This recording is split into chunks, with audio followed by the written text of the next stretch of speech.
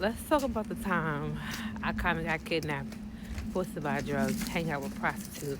It was all for cocaine in Colombia. Okay, so boom. Right now I'm walking. It's cold, you know.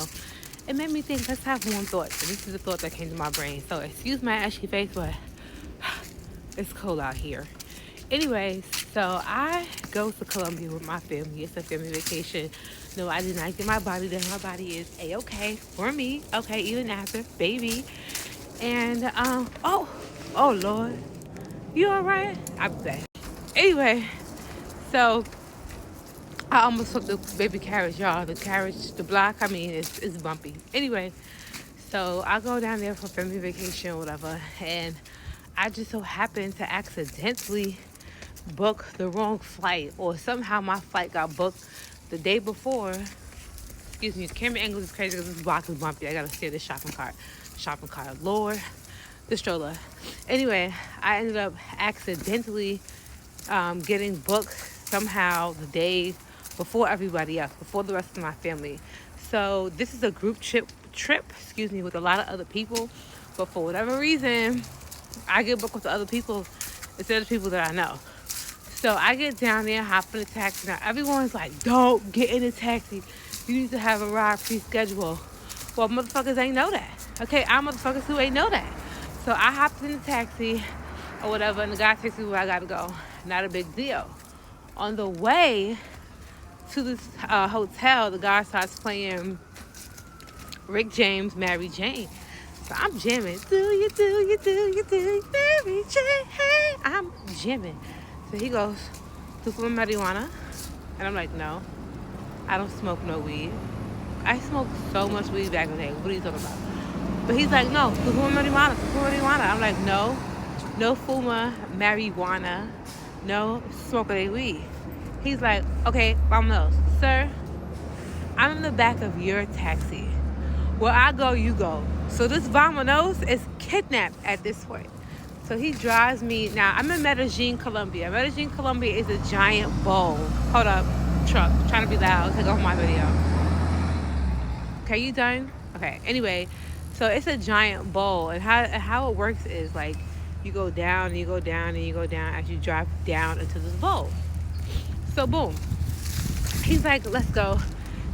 And we're going. Like I said, I'm in the back of his truck. This fool takes me to the hood. And how I know it's the hood is because I don't care what country you in.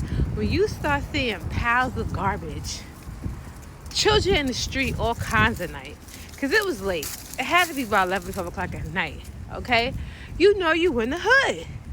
So he drives me to the hood. I start sweating. I start panicking because what you can't do when you go to other countries is ask for the police for help. Everybody knows extortion is real. They will hold you. "Oh, Americano? You are Americano? Chachango." And I'm like, I'm black.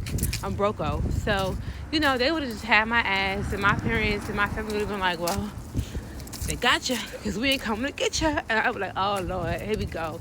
So I'm panicking. I'm sticking whatever little money I have in my shirt, passport in my shirt, because I'm like, if y'all kidnap me, I just gotta make it to the American embassy, okay? Y'all can do everything else, but once you got this American embassy in you, embassy in you. What, Lord, what I'm saying? As long as you can make it to the American embassy, you are pretty much good. But you better have that passport to prove that you are who you say you are, because you're actually right here in Colombia. All right, so boom.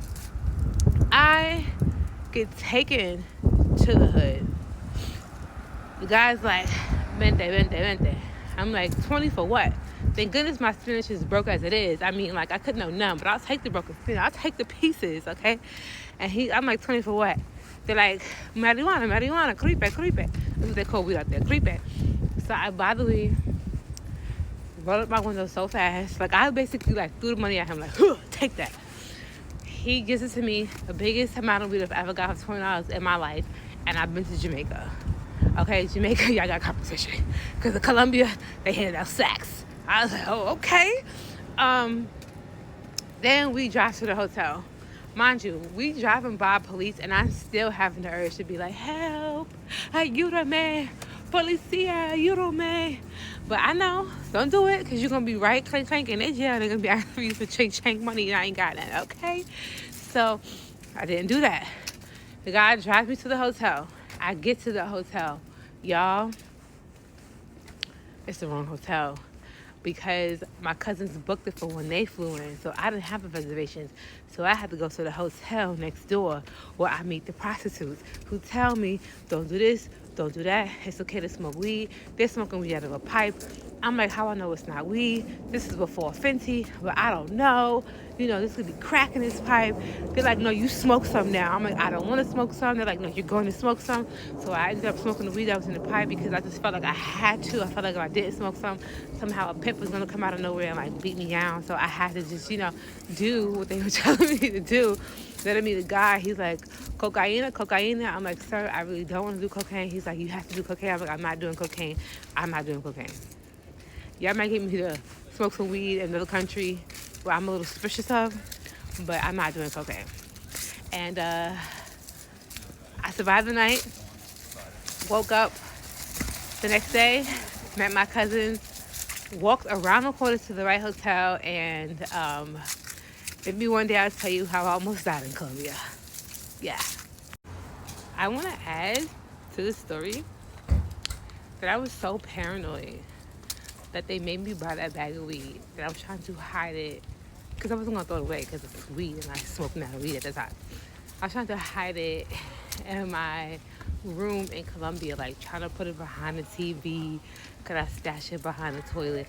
As if Negroes wasn't going to find it if they really wanted to find it. A mess. I have so many stories. I'm about to share them all.